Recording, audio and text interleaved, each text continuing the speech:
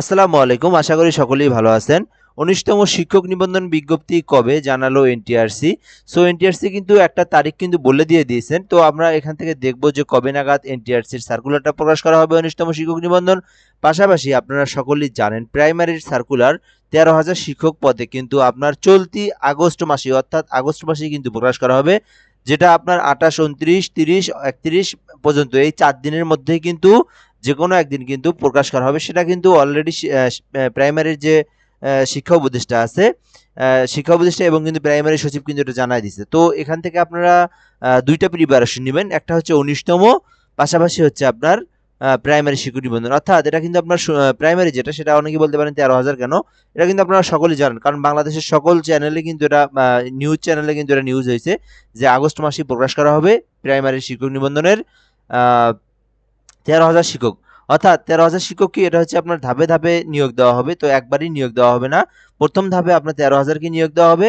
অর্থাৎ ১৩,০০০ শূন্য পদের কোনো বাধা বিপত্তি নাই বিধায় কিন্তু ১৩,০০০ কে নিয়োগ দেওয়া হবে। তার পরবর্তী কিন্তু ধাপে, ধাপে নিয়োগ দেওয়া হবে। কিন্তু ১৯তম শিক্ষক নিবন্ধন তো একবারই প্রকাশ করা হবে। আমরা আজকে দেখব ১৯তম শিক্ষক নিবন্ধন সম্পর্কে। তো আমার অন্য ভিডিওতে প্রাইমারি সম্পর্কে কিন্তু ভিডিও দেওয়া আছে। তো আমি কিন্তু দেখাই দিছি যে প্রাইমারি কিন্তু আপনার আগস্ট মাসে প্রকাশ করা হবে। তো ১৯তমটা কবে প্রকাশ করা হবে এটা সম্পর্কে আমরা একটু বিস্তারিত আলোচনা করব এবং এখান থেকে দেখে নেব। এখানে শিক্ষক নিবন্ধনের নতুন পরীক্ষার পদ্ধতি ১৯তম থেকে। অর্থাৎ আবার এখান থেকে কিন্তু ১৯তমর যে কিছু নিয়ম নীতিমালা কিন্তু পরিবর্তন করেছে। সেই পরিবর্তন নিয়ম নীতিমালাগুলো আমাদেরকে দেখতে হবে এবং জানতে হবে, এখান থেকে বুঝতে হবে। এই নিয়মই আমাদেরকে পড়তে হবে, সেই তো আমাদেরকে এখান থেকে বিষয়টা বুঝতে হবে কিন্তু আমাদের। তো পাশাপাশি আমি বলে নেই, আপনি যদি একজন ১৯তম শিক্ষক, প্রাইমারি শিক্ষক এবং যেকোনো ধরনের জব রিলেটেড ভিডিও পেতে চান বা এগুলো থেকে প্রিপারেশন নিতে চান, তো অবশ্যই আপনি আমাদের চ্যানেলটাতে সাবস্ক্রাইব করে রাখতে পারেন। আমরা কিন্তু আমাদের চ্যানেলে ১৯তম শিক্ষক নিবন্ধন, প্রাইমারি শিক্ষক, তারপরে আপনার যেকোনো শিক্ষা রিলেটেড ভিডিও কিন্তু আমরা আমরা আপলোড করি। পাশাপাশি আমরা কিন্তু পরীক্ষার আগে, যেকোনো পরীক্ষার আগে, অধিদপ্তরের পরীক্ষার আগে অথবা জেলা পর্যায়ের পরীক্ষা, যেমন জেলা প্রশাসক, সিভিল সার্জন কার্যালয়, তারপরে আপনার এখান থেকে প্রাইমারি ১৯তম নিবন্ধন, এগুলো যখন পরীক্ষা হয় তখন কিন্তু আমরা পরীক্ষার আগে শর্ট সিলেবাস, কমন সিলেবাস, বিগত সালের যে প্রশ্নগুলো এবং কোন ক্যাটাগরির প্রশ্ন আসে এগুলো নিয়ে কিন্তু আমরা পিডিএফ আকারে আপনাদেরকে পৌঁছায় দেবো এবং আমরা কিন্তু আমাদের চ্যানেলে আপলোড করে দেই। অবশ্যই চ্যানেলটাতে সাবস্ক্রাইব করে রাখতে ভুলবেন না। তো আমরা কিন্তু অলরেডি আপনার ১৯তম শিক্ষক নিবন্ধন নিয়ে আমরা কিন্তু অলরেডি পিডিএফ তৈরি করতেছি, প্রাইমারি নিয়েও পিডিএফ তৈরি করতেছি। অর্থাৎ ২০০৫ সাল থেকে নিয়ে বিগত সাল পর্যন্ত প্রতি বছরের যে আপনার প্রশ্নগুলো আছে এগুলো থেকে আপনার দেখবেন সেম ক্যাটাগরির কিছু প্রশ্ন আছে। সেগুলো প্রতি বারবার আসে একই ক্যাটাগরির। তো যারা পরীক্ষা রেগুলার দেন তারা কিন্তু বিষয়টা জেনে থাকেন। সেই প্রশ্নগুলো কিন্তু আমরা একত্র করে সেগুলো কিন্তু আমরা শর্ট সিলেবাস আকারে কিন্তু আমরা আপলোড করব। তো অবশ্যই আপনারা এখান থেকে অনেক উপকৃত হবেন। এখান থেকে আপনি অনেকগুলো কমন পাবেন। অবশ্যই ভিডিওটা আমাদের সঙ্গে আমাদের সঙ্গে যুক্ত থাকার জন্য অবশ্যই চ্যানেলটাতে সাবস্ক্রাইব করে রাখবেন। দেন আপনি কিন্তু পরবর্তীতে জানতে পারবেন। তো প্রথম থেকে আমরা দেখব শিক্ষক নিবন্ধনের নতুন পরীক্ষা পদ্ধতি ১৯তম থেকে প্রিলি লিখিত ২০০ নম্বর একসাথে পরীক্ষা হবে। তো এটা কিন্তু আপনারা অনেকেই জানেন না। তো এই বিষয়টা কিন্তু নতুন নীতিমালার কিন্তু এটা প্রণয়ন করা হয়েছে যে প্রিলি প্লাস লিখিত একসাথেই হবে এবং ২০০ নম্বরের পরীক্ষা একসঙ্গে কিন্তু পরীক্ষা হবে। এই বিষয়টা কিন্তু নতুন করে এনটিআরসি জানাই দিছে। তো পাস করলেই ভাইবা, অর্থাৎ আপনি প্রিলি লিখিত একসঙ্গে হবে, পাস করলেই ভাইবা। তো ভাইবা দিবে মোট শূন্য পদের দ্বিগুণ প্রার্থী। তো পাশ করলেই সরাসরি চাকরি পাবেন। গণবিজ্ঞপ্তিতে ও বয়সের সীমা থাকবে না। শিক্ষাগত যোগ্যতা স্নাতক থাকলে কিন্তু আপনি আবেদন করতে পারবেন। তবে ইবতেদায়ীর জন্য আপনার এইচএসসি পাশ করলে আপনি আবেদন করতে পারবেন। তো অনেকেই ইবতেদায়ীটা চেনেই না, আবার অনেকেই কমেন্ট করে। আমি এর আগে একটা ভিডিও দিয়েছিলাম, সেখানে বিষয়টা নিয়ে কিন্তু অনেকেই কমেন্ট করছেন, অথবা অনেকেই কমেন্ট করছেন আরো একটা বিষয়, সেটা হচ্ছে অনেকে অনার্স থার্ড ইয়ারে পড়ে, অনেকের হচ্ছে আপনার সেকেন্ড ইয়ারে পড়ে, ফোর্থ ইয়ার ফাইনাল ইয়ারে পড়ে, আবার অনেকের আপনার পরীক্ষা দিচ্ছে রেজাল্ট বের হয় নাই। তো তাদের বিষয় কি, যারা নতুন তাদের এই বিষয়টা আমি বলতেছি, যারা এর আগে বিগত সালে তারা তো জানেনই আপনারা। তো আমি বলবো যে আপনি যদি অনার্সের ফাইনাল পরীক্ষাও দিয়ে থাকেন, আপনার যদি রেজাল্ট না বের হয়, এর মধ্যে যদি সার্কুলারটা প্রকাশ করে দেয়, আপনারা কিন্তু আবেদন করতে পারবেন না যতদিন না পর্যন্ত রেজাল্ট বের হয়েছে। অর্থাৎ আপনার তো আবেদন যখন করবেন তখন তো আপনার স্নাতকের যে রেজাল্ট সেটা তো আপনাকে ওখানে উল্লেখ করতে হবে। দেন আপনি কিন্তু যদি উল্লেখ করতে না পারেন, আপনি তাহলে এইচএসসির যে ইবতেদায়ী শাখা আছে সেটাতে আবেদন করতে পারবেন। তো অন্যথায় আমি যেটা বললাম, স্নাতক পাশ ছাড়া আপনি কখনই কলেজ লেভেলে বা আপনি কিন্তু স্কুল পর্যায়ে 2 তে কিন্তু আপনি আবেদন করতে পারবেন না। তো এখান থেকে আমি বিষয় বলে এখন দেবো ইবতেদায়ীটা কি, অনেকে আবার চেনে না। ইবতেদায়ী হচ্ছে আপনার যে আলিয়া মাদ্রাসাগুলো আছে এগুলোর হচ্ছে 1 থেকে 5 পর্যন্ত যে শ্রেণীগুলো আছে এগুলোতে ক্লাস নিতে হয় ইবতেদায়ীর।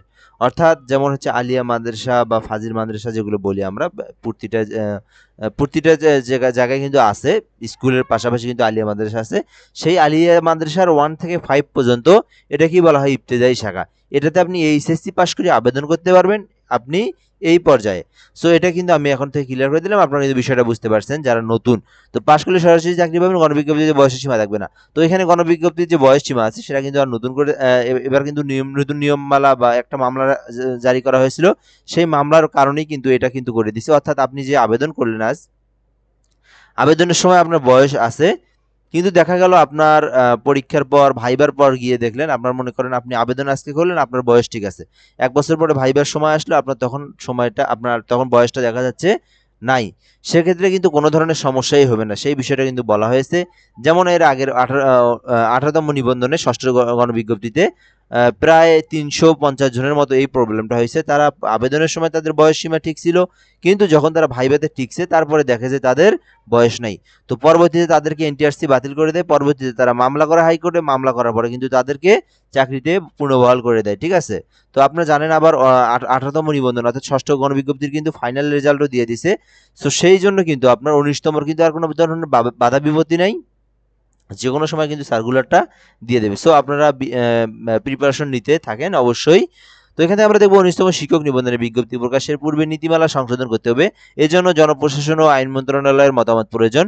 এ দুই মন্ত্রণালয়ের মতামত পাওয়ার পর 19তম শিক্ষক নিবন্ধনের বিজ্ঞপ্তি প্রকাশ করা হবে। আপনারা জানেন যে কোনো সার্কুলার বা যে কোনো আইন কানুন কিন্তু জনপ্রশাসন মন্ত্রণালয় থেকেই প্রজ্ঞাপন করা হয়। তো এই যে আপনার 19তম শিক্ষক নিবন্ধনের যে আইন বিধিমালা, একটা কিন্তু সার্কুলার প্রকাশ করার আগে জনপ্রশাসন মন্ত্রণালয় থেকে অনুমতি নিতে হয়, তাদের সঙ্গে কিন্তু যোগাযোগ করে কিন্তু সার্কুলারটা প্রকাশ করা হয়।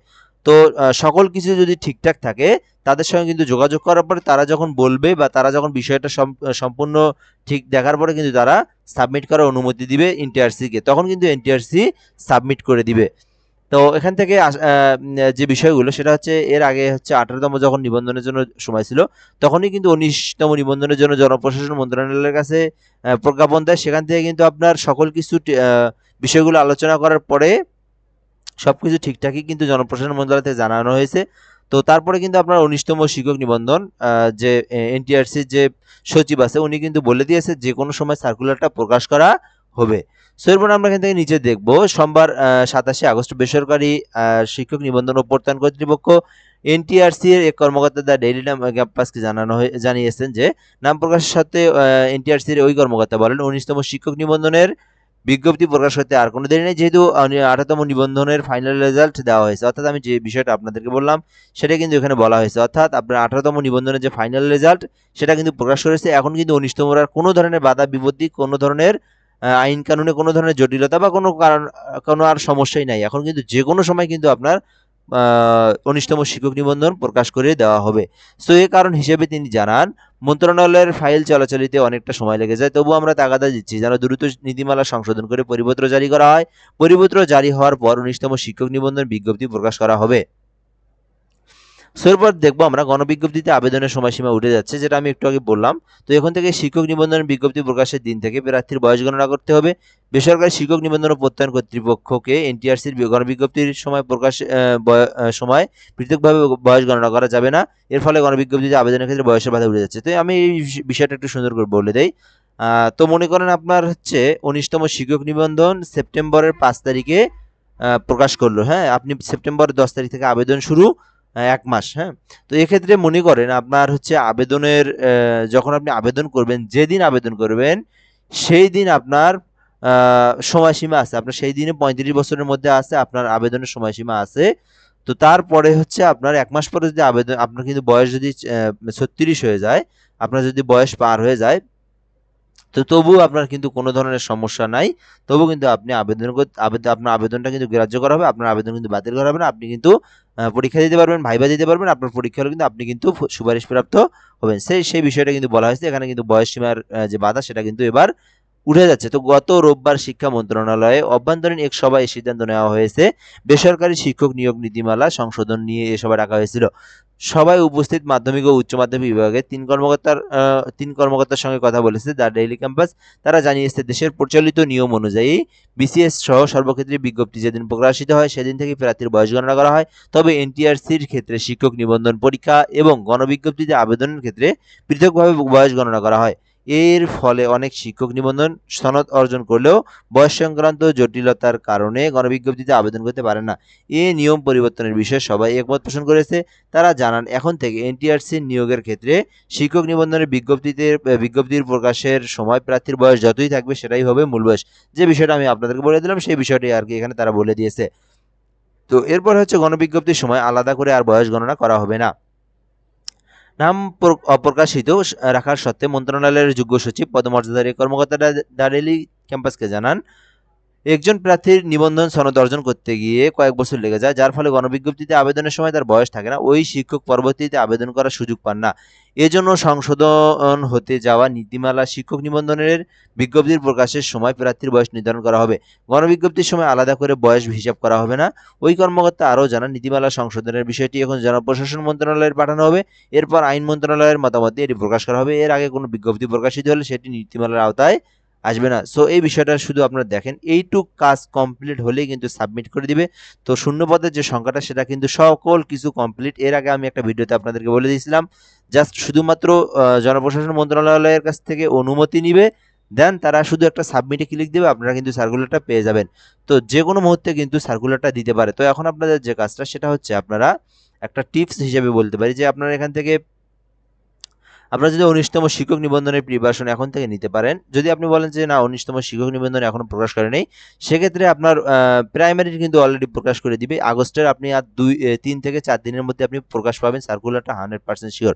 তো আপনি যদি প্রাইমারি এটা নেন, প্রাইমারি যে নিবন্ধন যেটা শিক্ষক নিবন্ধন সেটা যদি প্রিপারেশন নেন, তাহলে দেখবেন আপনি ১৯তমটাও আপনি একসঙ্গে পাচ্ছেন। অর্থাৎ আপনার এটা হচ্ছে ১ মাস সামনে পরে কিন্তু ২টা নিয়োগ কিন্তু একসাথে প্রকাশ করা হচ্ছে। অর্থাৎ আপনার সেপ্টেম্বরে প্রকাশ করা হবে ১৯তম, আগস্টে প্রকাশ করা হচ্ছে আপনার প্রাইমারি ১৩,০০০ শূন্যপদ। তো পর্যায়ক্রমে প্রাইমারিরও কিন্তু আপনার ৬০,০০০ শূন্যপদই কিন্তু নিয়োগ দেওয়া হবে। অর্থাৎ আপনার এখানে কিন্তু ধাপে ধাপে কিন্তু পর্যায়ক্রমে কিন্তু প্রথমে ১৩,০০০, তারপরে ১৭,০০০, তারপরে এরকম ২০,০০০, এরকম করে কিন্তু আপনার প্রাইমারি ৬০,০০০ পূর্ণ করা হবে এবং ১৯তম একসাথে দেওয়া হবে। তো সেই জন্য আমি বলব কি যে সেপ্টেম্বরের মধ্যে কিন্তু দেখবেন ২টা কিন্তু নিয়োগই প্রকাশ করা হয়েছে। সেজন্য আপনারা যদি এখন থেকে প্রিপারেশন নিতে পারেন, আপনারা যদি একইভাবে প্রিপারেশন নিতে পারেন, তাহলে আপনারা ২টাতেই আবেদন করতে পারেন। দেখবেন আপনি ২টার মধ্যে যেকোনো একটাতে ইনশাআল্লাহ সিলেক্টেড হয়ে যাবেন। সো ভিডিও আজকে এ পর্যন্তই। কোনো কিছু জানার থাকলে কমেন্ট বক্সে জানাবেন এবং অবশ্যই আমাদের সঙ্গে যুক্ত থাকতে চ্যানেলটাতে সাবস্ক্রাইব করে রাখবেন। এবং আপনি যদি আমাদের সঙ্গে যুক্ত থাকেন, আমরা কিন্তু শর্ট সিলেবাস বিগত সালের প্রশ্ন যে ক্যাটাগরির প্রশ্ন আসে সেগুলো নিয়ে আমরা ভিডিও তৈরি করতেছি, পিডিএফ তৈরি করতেছি।